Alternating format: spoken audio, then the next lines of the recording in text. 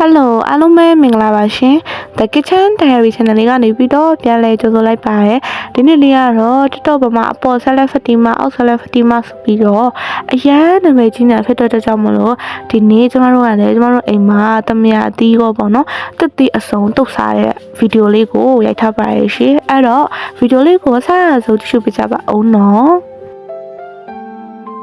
ပါဝင်တဲ့တတိလေးကတော့ပထမဆုံးအနေနဲ့ strawberry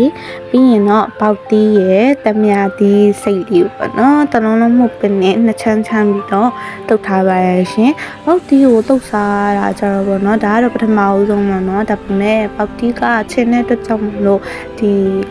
တုတ်စားလိုက်တဲ့အချိန်မှာတော့အဲ့လိုချွတ်ချင်းလေးပေါ့နော်အဲ့လိုလေးနဲ့စားလို့ကောင်းတယ်ပေါ့နော်အဲ့တော့ပါဝဲပစ္စည်းလေးကတော့ဒါပစွန်6ပါရယ်အချိုမောက်အနှဲငယ်ထည့်လိုက်ပါရယ်ရှင်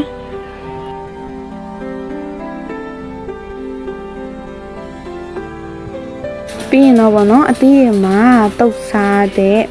စားပေါ့နော်စားကိုဒါအသီးလည်းများရဲ့အတွက်ကြောင့်မလို့စားထုတ်လေးကို2ထုပ်လောက်တော့ထည့်ထားရပေါ့နော်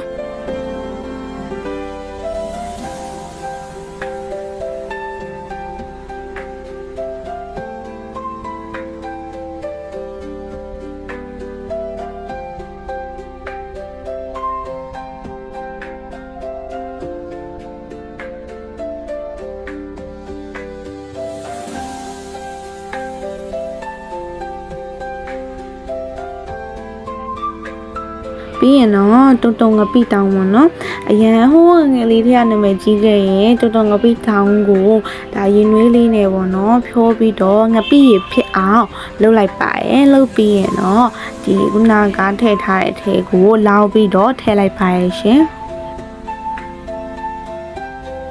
ငပိအနှဲငယ်ထည့်ပြီးပြီဆိုလို့ရှိရင်တော့စေတကြားပေါ့နော်ဒါတတိထဲမှာတုတ်စားတယ်စေတကြားပါထည့်ပြီးတော့တစ်ခါတည်းနေလိုက်ပါရရှင်တော်တော်ငပိတောင်တော်တော်အခုချိန်ဒီကိုကောင်းတော့ပေါ့နော်သူ့အနက်လေးကိုဆွဲဆောင်ပြီးအရန်ကိုစားလို့ကောင်းတယ်ငပိပေါ့နော်တခြားငပိရထားကိုတော်တော်ငပိကပို့ပြီးတော့ဆွဲလန်းတာပေါ့နော်ပို့ပြီးစားလို့ကောင်းတယ်ရှင်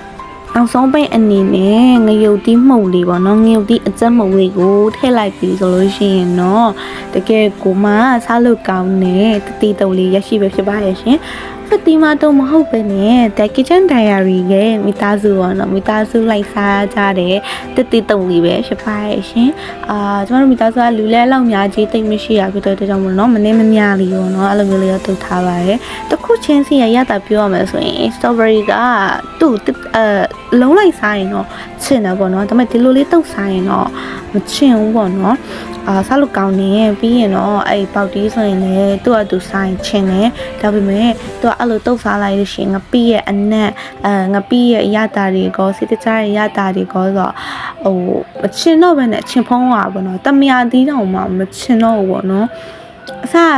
ကြောက်တယ်ပေါ့နော်တမယာတီးကြောက်တဲ့လူဆိုတော့ဒါပေမဲ့နောက်ပိုင်းကျတော့မချင်တော့တဲ့ခါကျတော့အရန်တမယာတီးပါစားလို့ကောင်းတယ်ပေါ့နော်ချင်ပြောက်သွားအဲ့တော့တ िश ပေးကြရဲတယောက်ချင်းနေတိုင်းကိုလည်းကျေးဇူးအထူးပင်ရှိပါရဲ့ရှင်ဒါလူချင်းမင်းတို့လည်းပေါ့နော်ကြည့်ရပိတ်သက်တွေလည်းဒါလှုပ်ရှားကြည့်ဖို့ကိုလည်း recommend ပေးချင်ပါတယ်ရှင်ရန်ကုန်မှာနေရသူတွေကြတော့